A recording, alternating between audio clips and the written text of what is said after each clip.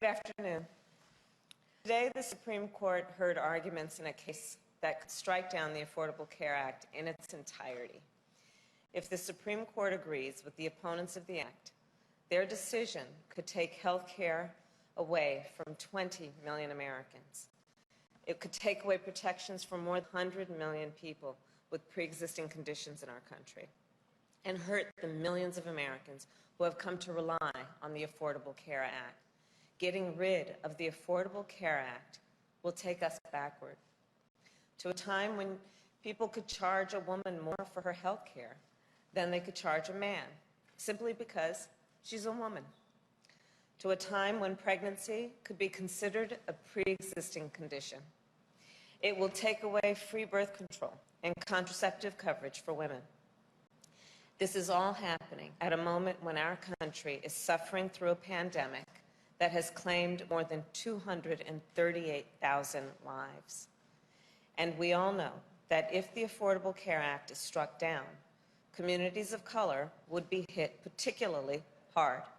Black, Asian, Hispanic, and Native American, because they are at a greater risk of pre-existing conditions from asthma to diabetes to lupus. And they are also 3 times as likely to contract COVID-19 and twice as likely to die as others. Now, I know we all know that we just had an election in America. An election where health care was very much on the ballot. Our country had a clear choice in this election. Each and every vote for Joe Biden was a statement that health care in America should be a right and not a privilege. Each and every vote for Joe Biden was a vote to protect and expand the Affordable Care Act, not to tear it away in the midst of a global pandemic. And Joe Biden won the election decisively, with more votes than have ever been cast in American history. It amounts to 75 million voices and counting, calling on the Supreme Court to see this case for what it is, a blatant attempt to overturn the will of the people. And the President-elect and I cannot let that happen. And now it is my honor to introduce President-elect Joe Biden.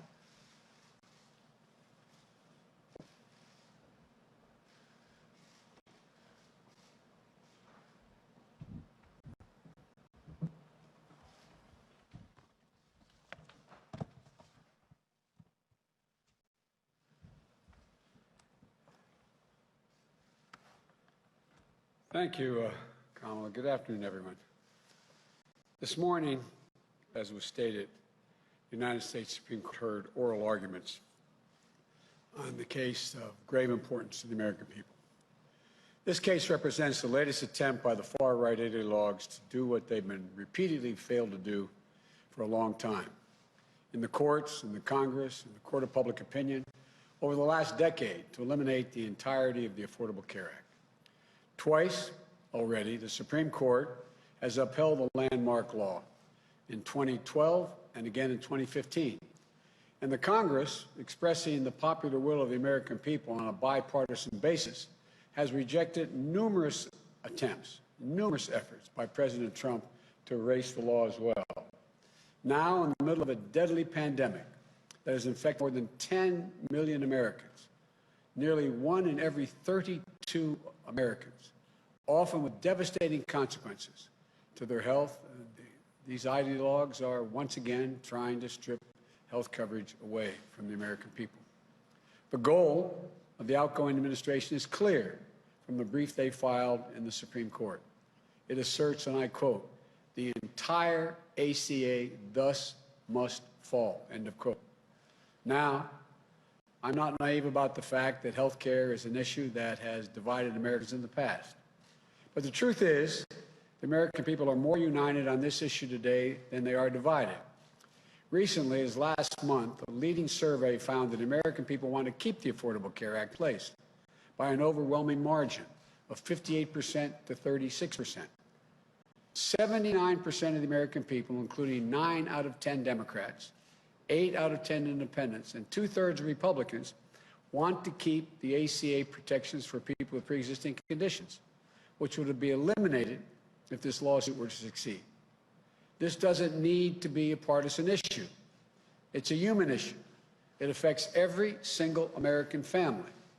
We can't subvert the growing consensus of the American people based on an argument put forward in the briefs seeking to invalidate the law that even many conservative legal scholars, including in the National Review, consider to be, quote, ridiculous. Let's be absolutely clear about what's at stake. The consequences of the Trump administration's argument are not academic or an abstraction. For many Americans, they are a matter of life and death in a literal sense. This argument will determine whether health care coverage of more than 20 million Americans who acquired it under the Affordable Care Act will be ripped away in the middle of the nation's worst pandemic in a century. Over 100 million people, as the Vice President-elect pointed out, over 100 million people with pre-existing conditions like asthma, diabetes, cancer, could once again be denied coverage, whether complications from COVID-19 like lung scarring and heart damage will be the next flood of pre-existing conditions that could be used as an excuse to jack up premiums or deny coverage altogether. For millions of survivors who have struggled, won, and fought the coronavirus, fought against the loss of their life.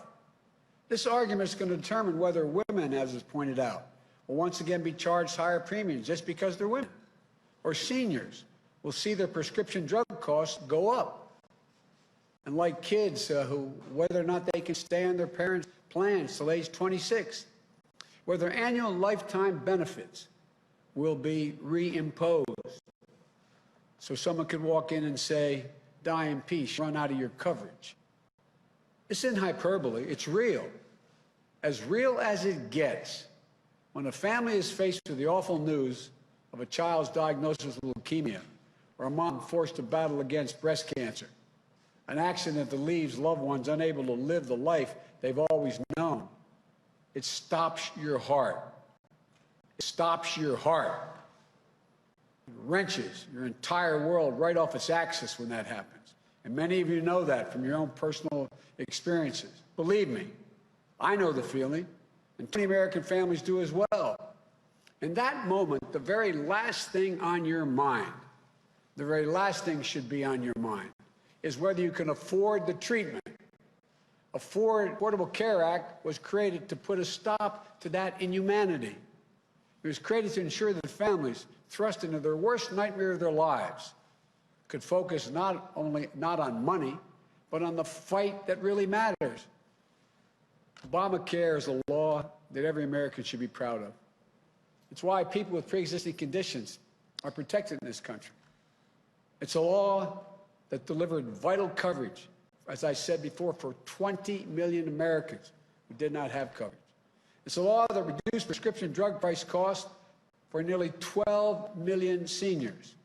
It's a law that saved lives and spared countless families from financial ruin. So this effort to bypass the will of the American people, the verdict of the courts in the past, the judgments of Congress, in my view, is simply cruel and needlessly divisive. Regardless of the outcome of this case, I promise you this: beginning on January 20th, the Vice President-elect Harris and I, we're going to do everything in our power to ease the burden of health care on you and your families. I promise you that. As I said, I will protect your health care like as with my own family. And we've been, unfortunately, significant consumers of health care. That starts by building on the Affordable Care Act, with the dramatic expansion of health care coverage and bold steps to lower health care costs. My transition team will soon be starting its work to flesh out the details so that we can hit the ground running, tackling costs, increasing access, lowering the price of prescription drugs. Families are reeling right now, particularly the reporters in this room and others listening. You've interviewed a lot of these people around the country as you've gone all over the world, all over the country. Enduring illnesses, faced with risky choices, losing their employer plans in droves. Already 10 million have already lost their employer plans. They need a lifeline, and they need it now. They should have to hold their breath. They shouldn't be in that position, waiting to see if the Supreme Court is going to wrench away the peace of mind they've come to now rely on. So we're going to get right to work, I promise you, addressing the issues that families are talking about around their kitchen tables this morning, making sure that they can get in bed tonight with the peace of mind that they deserve, and fulfilling a moral obligation to ensure that here in America, healthcare is a right for all, not a privilege for a few. So come January, we're going to work quickly with the Congress to dramatically ramp up healthcare protections, get Americans universal coverage, lower healthcare costs as soon as humanly possible. That's the promise I make to you. We're going to fight for your family's health coverage the same way we fight for our own family's health coverage.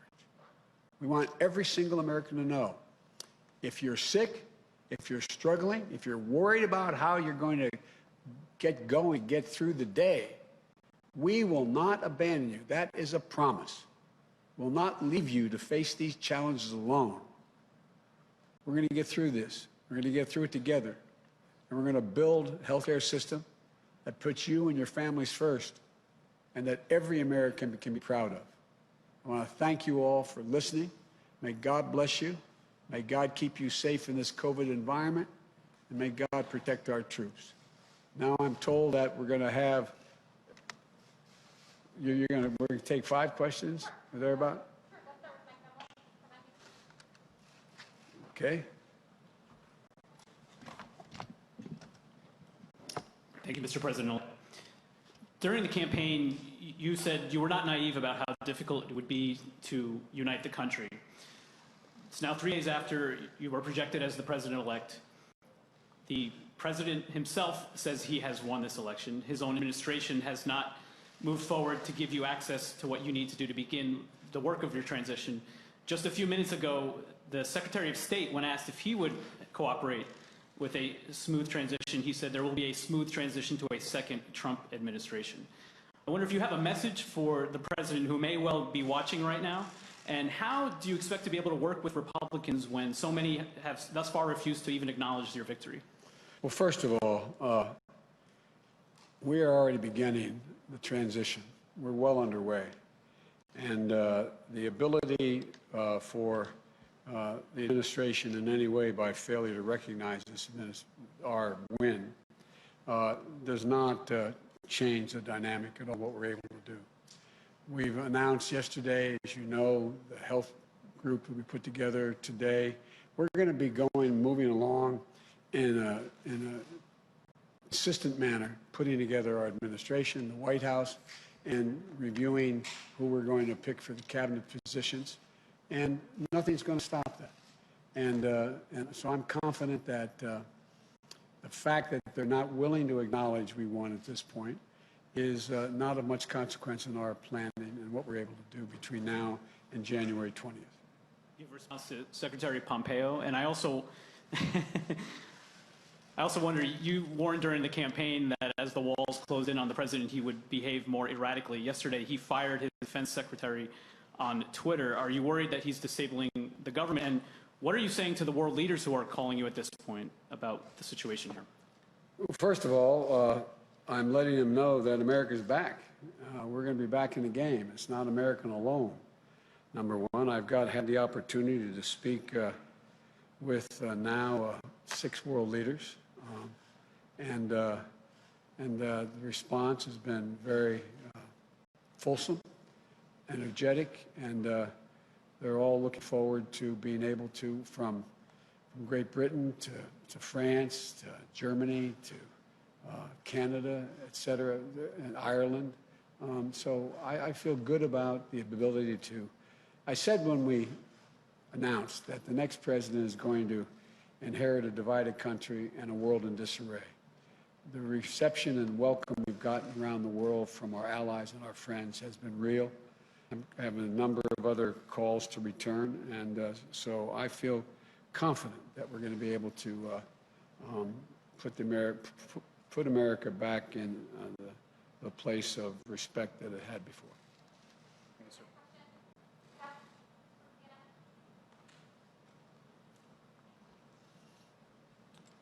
Mr. President-elect, Senate Majority Leader Mitch McConnell has suggested today that he may not recognize the outcome of this election until the Electoral College meets next month. Have you spoken to your longtime friend in the Senate, Mr. McConnell, and what do you make of his specific comments over the last 24 hours? I haven't had a chance to speak to Mitch. My expectation is that I will do that in not too distant future. I think that the whole Republican Party has been put in a position, with a few notable exceptions, of being mildly intimidated by the sitting president. But there's only one president at a time. He's president. We're going to have the Electoral College will be making their judgment in December. It'll be announced in early January. But in the meantime, I hope to get a chance to speak to Mitch. If I could follow up, without transition funding, will you be able to go through with the proper transition that's needed? Would you like access to the PDB, and will you authorize legal action, or would that be too divisive, do you believe? We can get through without the funding. We're in a position that we feel very good about. There's nothing that slows up our efforts to put things together. Obviously, the PDB would be useful, but it's not necessary. I'm not the president now. And so we don't see anything that's slowing us down, quite frankly. Thank you.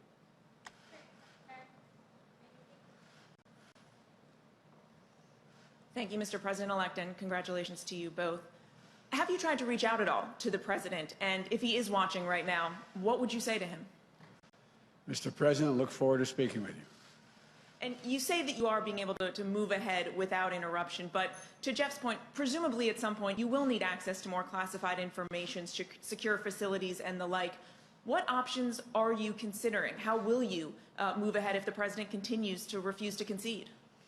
Well, look, access to classified information is useful, but I'm not in a position to make any decisions on those issues anyway. There's one, as I said, one president at a time, and he will be president until January 20th. It would be nice to have it, but it's not critical.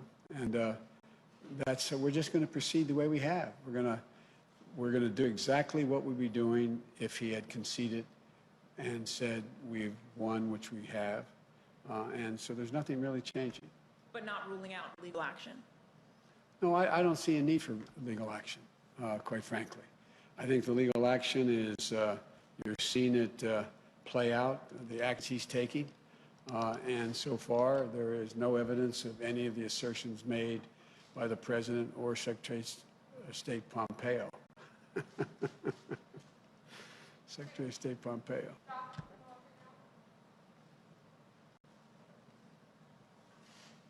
Thank you, Mr. President-elect. Democrats are on track to lose a handful of seats in the House of Representatives. That could make it harder to pass legislation with just Democratic votes. And I'm just curious, how does that impact your plans for what priorities you think you can get through this Congress, especially if the Senate remains in GOP control? And during the lame duck, will you be coordinating with Speaker Pelosi on how she should be negotiating with Republicans? Well, I've spoken to the leader, and I've spoken to the minority leader in the House. And one of the urgent things that need to be done is people need relief right now. Right now. Small businesses, people who are about to be evicted from their homes because they can't pay their mortgage, unemployment insurance. You know, what's going to happen is you're going to see what people don't realize is the failure to provide state and local assistance. You're going to see police officers, firefighters, first responders laid off. And I think the pressure is going to build. But the fact is that I would hope that the president at least has the sensitivity and knowledge to know that a lot of people are in real trouble right now, between now and the time we get elected, till we get sworn in. And so it's my hope and expectation. I'm sure that the majority, the Speaker of the House, as well as the minority leader, are working right now into the priorities they have laid out. But do you plan to be active in those negotiations, working with Speaker Pelosi to represent Democrats in the table? Well, we've been talking, and they know my views, and I support what they're doing. And then my second question was about the Senate. Do you plan to campaign in Georgia before your inauguration to help Democrats in the 2 runoff races there as they try to flip the Senate? And how important is a Democratic-held Senate to your agenda? Well, obviously, it'd be much better if we had a tie in the Senate, which means that this vice president become incredibly important beyond what she already is. But we're going to do anything we can that they think we can do to help. And does the Democratic Senate help your cabinet chances? Does that change how you consider who you nominate to cabinet posts? No, I don't think so. I take McConnell at his word. I understand he said that he will make it clear who he's prepared to support and not support, and that's a negotiation that I'm sure we'll have. Look, one of the things that I would do as president-elect and when I become president is lay out to the Republicans as well as the Democrats who we intend to name for each cabinet position. I hope we're able to be in a position to let people know at least a couple that we want before Thanksgiving, and we'll just work this out. Look, I am not a pessimist, as you know, and I think there are enough Republicans who have already spoken out, but I think there will be many more, not many more, there'll be a larger number once the election is declared and I'm sworn in to be able to get things done. I think they understand. For example, I can't imagine there not being a willingness on the part of Republicans. There's going to be significant pressure to deal with health care. Their own constituencies are in that position. So I'm not, I think we can get a lot done. Thank you.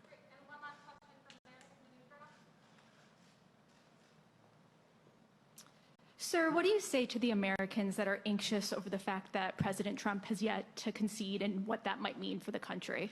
Well, I just think it's an embarrassment, quite frankly. The only thing that, how can I say this tactfully? I think it will not help the president's legacy. I think that I know from my discussions with foreign leaders thus far that they are hopeful that the United States democratic institutions are viewed once again as being strong and enduring.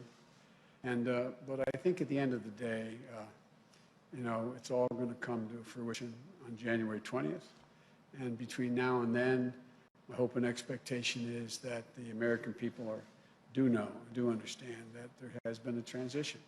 Even among Republicans who are people who voted for the president. I understand the sense of loss, I get that. But I think the majority of the people who voted for the president, a lot voted for him, a significantly smaller number, but a lot voted for him. I think they understand that we have to come together. I think they're ready to unite, and I believe we can pull the country out of this bitter politics that we've seen for the last 5, 6, 7 years. And just to follow up on a previous question, how do you expect to work with Republicans if they won't even acknowledge you as president-elect? They will. They will. Thank you all so very much. Thank you.